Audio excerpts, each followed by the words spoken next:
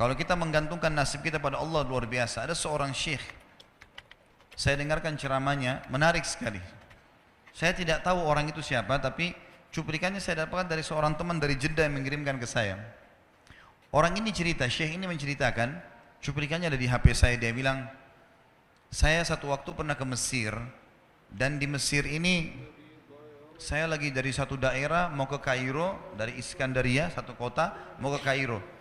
Itu saya tiba di Kairo mungkin sekitar jam 2 malam. Pesawat saya selepas subuh harus berangkat kembali ke Saudi. Dia bilang saya telepon pengurus masjid, saya mungkin mau mampir di masjid yang saya ceramah kemarin di Kairo itu. Saya mau tinggal di sana mungkin 2 jam, 3 jam istirahat. Nanti habis itu baru kemudian saya berangkat ke Saudi habis subuh. Dia bilang, saya masuk ke masjid, tiba jam 2 malam, turun dari mobil, saya lihat masjid, lampunya nyala semua nih.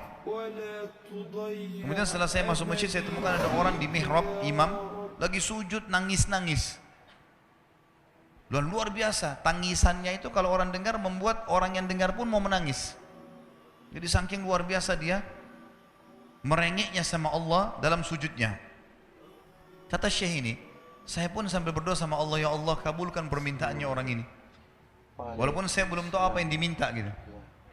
Dia bilang selesai dia sholat, saya dekati dia, saya bilang, Masya Allah, doa apa ini? Luar biasa ini. Doa yang diikuti dengan tangisan di sepertiga malam menjelang subuh. Allah turun ke langit bumi, dikabulkan nih. Dia bilang, demi Allah syekh.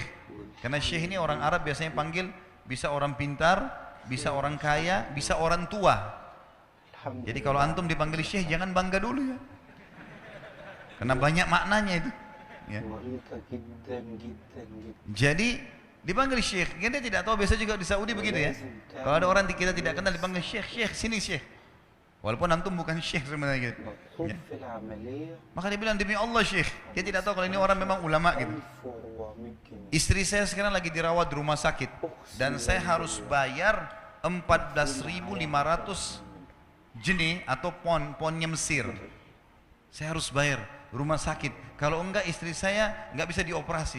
Ini sudah parah sekali. Kata syekhnya. Jadi gara-gara itu kau sujud sama Allah. Dia bilang iya. Lanjutkan nangis sama Allah. Allah tidak akan menyia-nyiakan orang yang ikhlas minta padanya. Lanjutkan. Nikmati sujudmu. Pasti Allah akan berikan jalan keluar. Dia bilang iya baik. Orang itu dia bilang kembali lagi ke mihrab, nangis lagi. Sholat sujud sama Allah, ya Allah. Dan dalam doanya begitu. Ya Allah, istri saya mau dibayar besok rumah sakitnya. Jumlahnya sekian, saya tidak pegang uang 1 jenih pun. Ini 14.500 jenih. Banyak sekali. Maka dia bilang, orang ini bilang baiklah kalau begitu. Syekhnya ini bilang, saya mau tidur dulu. Saya istirahat 1 jam, menjelang azan subuh dia bilang. Ada marbot masjid datang bangunin saya. Sudah azan, saya sholat qobliyah, sholat sunnatul fajr. Waktu iqamah, pengurus masjid tahu kalau dia ini ulama, dipanggil dengan syekh, tolong jadi imam. Dia bilang saya capek, baru istirahat 1 jam, 2 jam malam. Biarlah imam. Dia bilang tak apa-apa, ayat-ayat pendek aja, baca surah-surah pendek aja. Kata syekh baiklah. Dia bilang saya baca surah-surah pendek. Rupanya mikrofon masjid karena keluar di luar. Ada satu pengusaha Mesir, apartemennya itu dekat masjid. Dan dia suka ikuti ceramahnya syekh ini di YouTube. Dia bilang, turun dari apartemennya, ikut sholat berjamaah di masjid. Karena dia kenal suaranya orang ini gitu. Begitu selesai sholat, dia bilang, saya lagi zikir, datang orang itu. Dia bilang, syekh, ahlan wa sahlan di Mesir. Saya salah satu penggemar anda di YouTube dan saya, dengar suara tadi. Saya tadinya mau sholat di masjid lain, saya ke masjid ini. Dia bilang, syekh, saya mau minta tolong satu hal. Kata syekhnya, kenapa?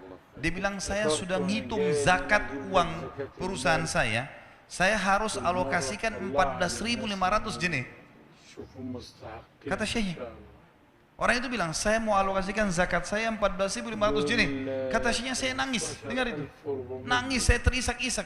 Kata orang itu kenapa anda nangis? Syekh bilang saya nggak bisa jelasin. Dia bilang saya nangis terus. Kemudian saya lihat ke kiri kanan di saf, mana orang yang tadi malam sholat tahajud? Banyak ada di ujung. Dipanggil sama syekh, fulan kesini, datang. Dia bilang ceritakan masalah kamu apa? Dia bilang syekh saya punya masalah, istri saya dioperasi harus bayar 14.500 jenih hari ini, kalau tidak nggak operasi.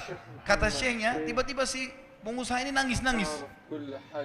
Orang ini juga heran, kenapa kalian berdua menangis?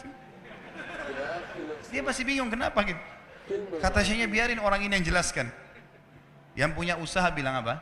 Demi Allah Syekh, saya sudah 1 minggu taruh uang ini di lemari saya, sudah 1 minggu. Setiap hari istri saya bilang, turunkan, lakukan haknya Allah, zakat itu keluarkan. Dia bilang, saya ingin dapat 1 orang yang saya kasih langsung daripada saya bagi-bagi. Saya mau 1 orang saya kasih, selesaikan masalah dia, dan Allah selamatkan saya di akhirat. Orang ini jadi nangis.